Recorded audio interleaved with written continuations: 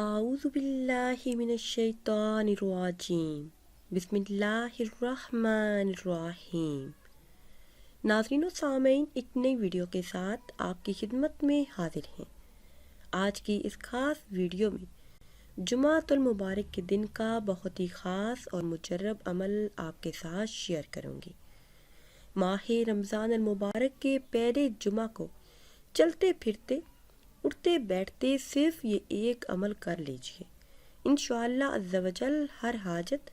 ہر مراد بن کہے بن مانگے پوری ہوگی۔ ناظرین و سامعین، بزرگان دین کا ہمیشہ سے یہ معمول رہا ہے کہ وہ اللہ عز و جل کے ساتھ لو لگائے رکھنے کے ساتھ ساتھ اپنی حاجات کے پورا ہونے اور مدد کے لیے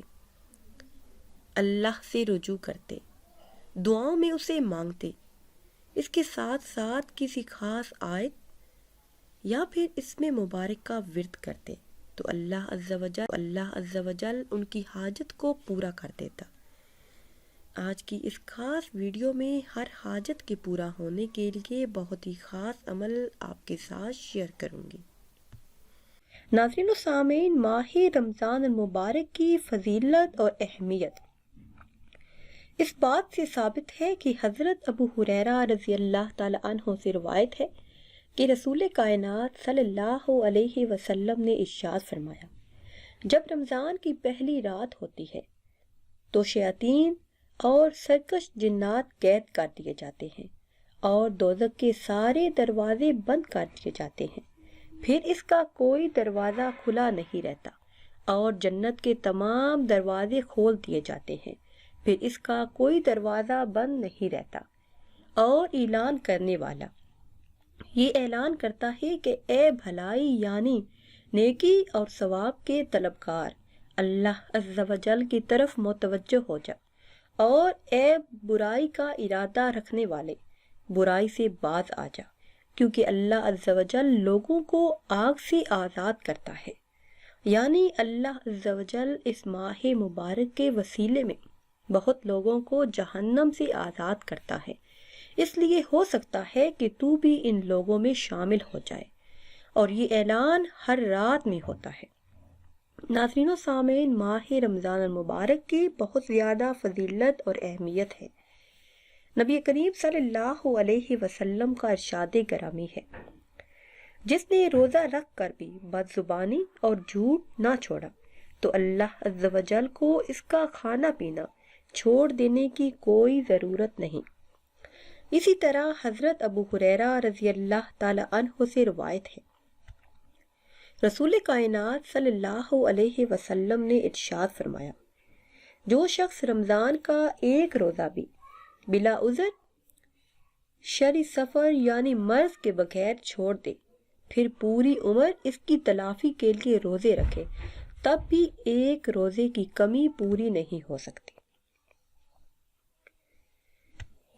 نبی کریم صلی اللہ علیہ وسلم نے ارشاد فرمایا، جس شخص نے کسی روزہ دار کو افطار کروایا تو اس شخص کو بھی اتنا ہی ثواب ملے گا، یعنی ثواب روزہ دار کے لیے ہوگا اور روزہ دار کے اپنے ثواب میں سے کچھ کمی نہیں کی جائے گی۔ ناظرین و سامعین، اس ماہ مبارک کی بہت زیادہ فضیلت اور اہمیت ہے۔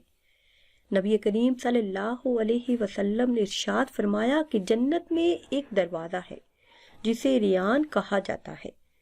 اس دروازے سے قیامت کے دن روزہ رکھنے والے ہی داخل ہوں گے، اس کے علاوہ کوئی اور داخل نہیں ہوگا۔ کہا جائے گا کہ روزہ رکھنے والے کہاں ہیں؟ پھر وہ اس دروازے سے داخل ہوں گے، اور جب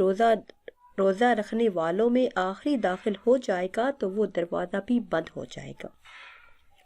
اور پھر اس دروازے سے کوئی اور داخل نہیں ہوگا۔ نبی کریم صلی اللہ علیہ وسلم کا ارشاد گرامی ہے کہ جو شخص رمضان المبارک میں ایمان کے ساتھ ثواب کی نیت سے روزہ رکھے گا تو اس کے پچھلے تمام گناہ معاف کر دیے جائیں گے۔